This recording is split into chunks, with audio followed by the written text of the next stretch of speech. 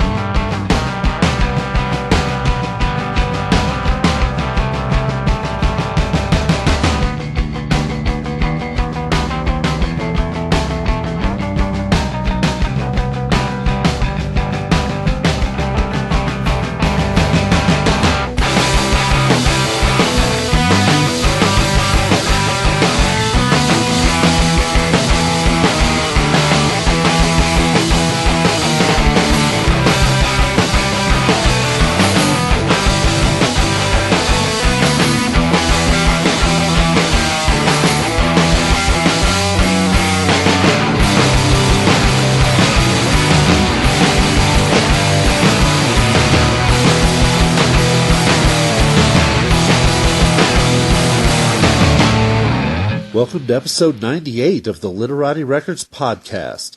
I'm your host Marcus, and I want to thank you for tuning in, turning on, and supporting independent music. Okay, so raise your hand if you've already heard about the 100th episode party we're having next Tuesday, October 29th at Lost Lake Lounge. 1, 2... Let's see, a couple in the back. Okay, not bad, but I'll go over it once again for the rest of you. We will be throwing a little celebratory get-together Tuesday, October 29th at Lost Lake Lounge on Colfax to say thanks to everyone who has helped us reach the 100th episode milestone. Our friends, our families, the artists, and everybody who's taken the time to listen. We really appreciate your support. And it's open to everybody who wants to come down. There's no cover charge, so don't even let that be a barrier to you. Festivities get going between 7 and 7:30, with music probably firing up around 8:30. We got sets from And the Black Feathers, followed by Brooklyn band She Keeps Bees, who will be kicking off their fall tour, and the Patient Zeros will be closing the show. It's going to be a lot of fun, and we hope you can share it with us. Also coming up this Friday, October 25th at Lost Lake, is Faceman's Megalodon, a themed show done as only Faceman can do it. So if you're looking for a great show this Friday, this is one not to miss. That's it for the announcements. Let's meet Colorado band Sank Molly Brown. One of the first things people tend to notice about Sank Molly Brown is the wry wit and sense of humor displayed on song and album titles like Hot Somalis, Model Latina Marathon, or Mind Over Mothra. But it's when the music starts playing that the angular guitars, math beats, and skilled musical chops distinguish the band as more than just a trio of witty comics.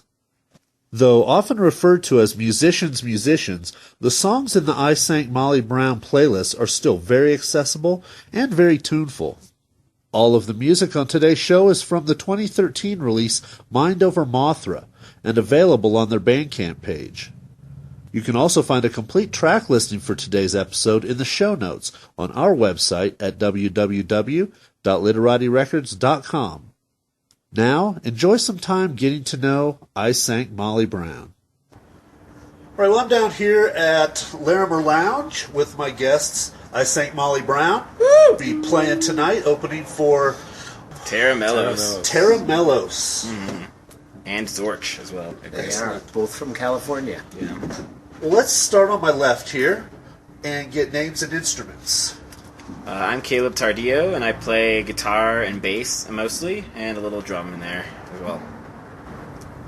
And I'm Johnny Moses. I play drums and a few other little things, and we all sing. And I'm Dylan Self. I play guitar and bass, and I also sing, as with the other three of us. Well, can you give us a brief history of how the band kind of formed and started playing music together? Well, we were, I think I started a project after I had left a metal band a long time ago, and it was called School of Floating. It was like a 4-piece kind of rock thing.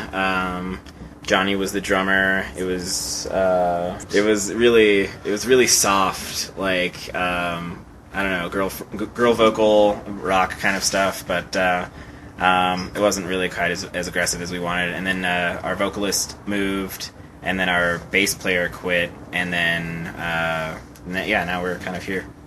It's been 3-piece ever since about middle of 2008.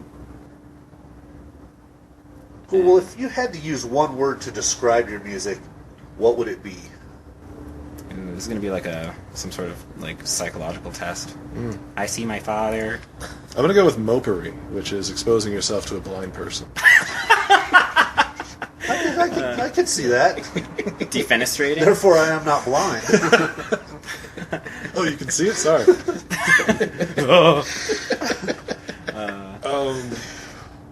Yeah, it's tough. I mean, one word.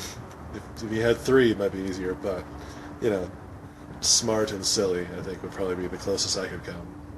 Smilly. Yes. It's Smilly. Yeah. Well, I really liked your Mind Over Mothra EP. It's got amazing musical chops all over it, and it seems like other musicians especially would hold your music in high regard. Have you found that to be the case? Definitely. Each show that we've played, it's more often the people in the other bands will come up and say, wow, that was really great, and I love the way you did this and that and the other, and the lay people will give you a smile and a, that was really good. Well, a track like Model Latina Marathon seems to have a more accessible feel and pacing as compared to something like Laser Stains. Do you notice a difference in the way these two tracks impact a live audience? Not really. I mean, it's kind of unexpected sometimes. Like, sometimes the really, Baroque kind of shreddy parts of songs, more people will be, excited about than what you would think people would like out of, a, more poppy tune. I think people really like both of those songs for different reasons, They have different textures. Well, my favorite track on the EP is Hot Somalis. It just has so many musical elements in it that I love. Amazing dynamics, great vocal passages, drawn-out instrumental builds, and plenty of bombast to keep it riding an emotional edge. Is it as much fun to play as it is to listen to? It's probably twice as much fun to play as to listen to. I was going to say 3 times, but yeah. Yeah, I'll go 2.5. Yeah. It's pie times. We can all meet with pie. Yeah, the opening part of that song is pretty much just us playing on a dare. Just bow, bow. Long pause. Yeah. Just long enough to hear somebody in the back say, "What the hell is going?" before the next one kicks in. Yeah. Well, what has been the biggest challenge in getting your music out to a wider audience? The internet. It's been the biggest challenge. That's been the biggest challenge. Just getting onto it, finding it. Where is that elusive internet? It's going to be either laziness or the internet, because music in the age of the internet, it's just it's hard to get in front of people in a way where people are like, oh my god, I gotta go see that show, instead of just, I don't know, telling your friends. And also we're lazy, so... Do you think music listeners have become a little bit lazy and don't give challenging material as much of a chance right away as maybe they used to a few decades ago? I don't know if they really have the opportunity to give it a chance most of the time. I mean, I've been very much looking for new stuff for a long time, and it's just so hard to find a good resource where there's some kind of filter that says this is actually worth investing time in. So if you have a lot of spare time, then you can just bounce around from one page to another one and find some good stuff. But there's no 120 minutes anymore where you could just sit down and say, I know something new's coming on. Exactly. So you kind of have to do a lot more of the work. Do podcasts help fill that role that maybe 120 minutes used to? Shows like ours? Well, now that I know about yours, I'm going to be investing in it a lot. Actually, lately I've just been hearing about bands that are on Bandcamp that I normally wouldn't have found, but they're so it takes... Lately I feel like it's knowing somebody who knows this band, and you look them up on Bandcamp and buy their record, and it's kind of gone back, actually, to a more rudimentary kind of way of hearing about records. Word of mouth has started to actually mean something again. Yeah, because there's just so many millions of things you could be listening to right now.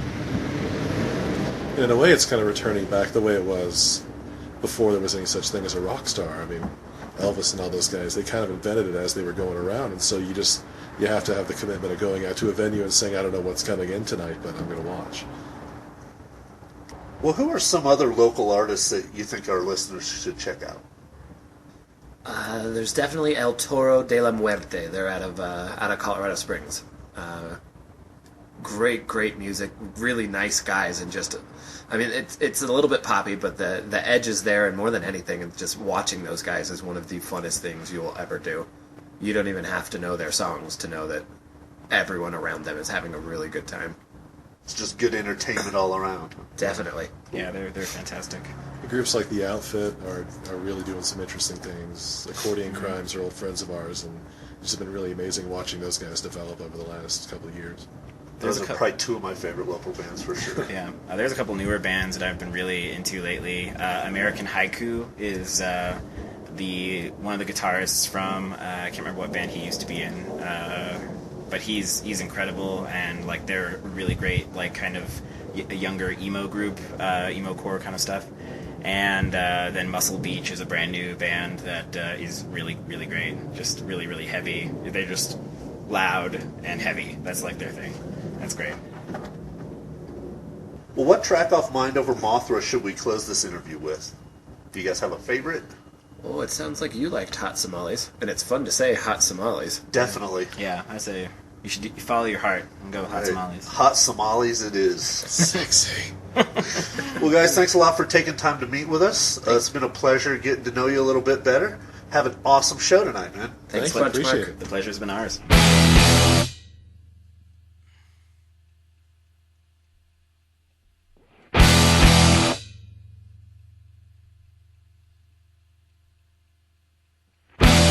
Combinations collapse. Combinations subtract. Combinations see through a lonely childhood with the cough and the scratch. Altercations with the field. Masticating without taste. Why make it so complicated? Finding systems without motive. It becomes so hard to reach. The glow becomes so hard to reach.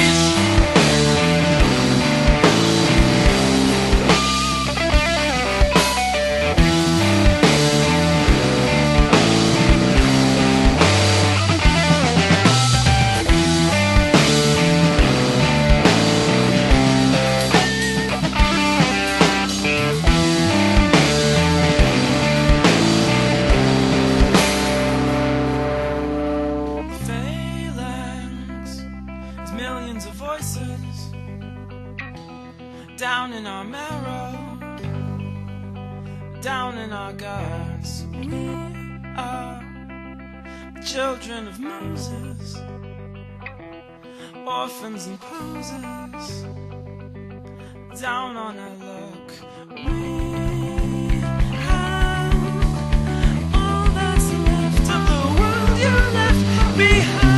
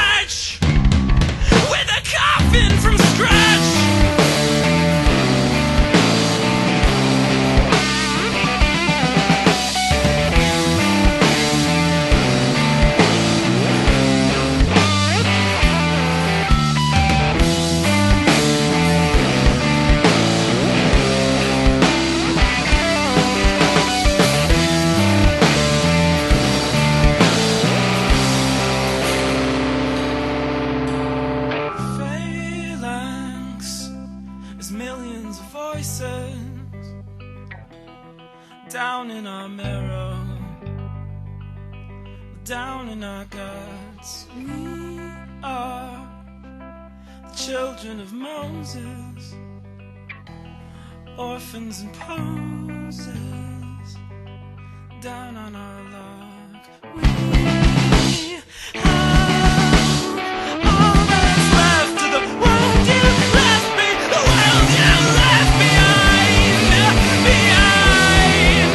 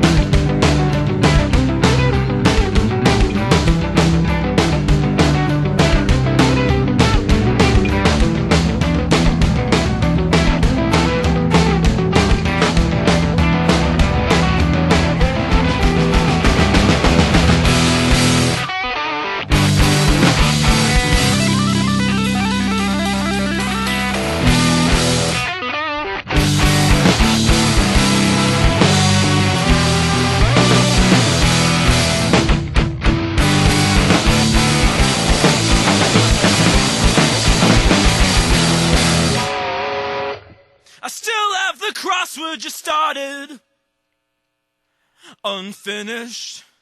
I still bear the marks that you left on me, unchanged. Why can't you come back? You know that I dream you. You know that I dream you. You know that I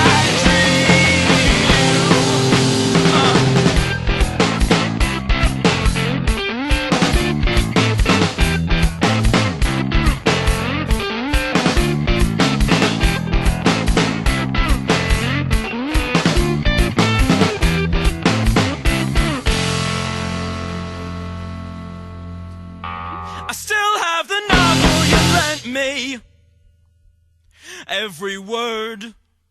I still feel what I felt that morning.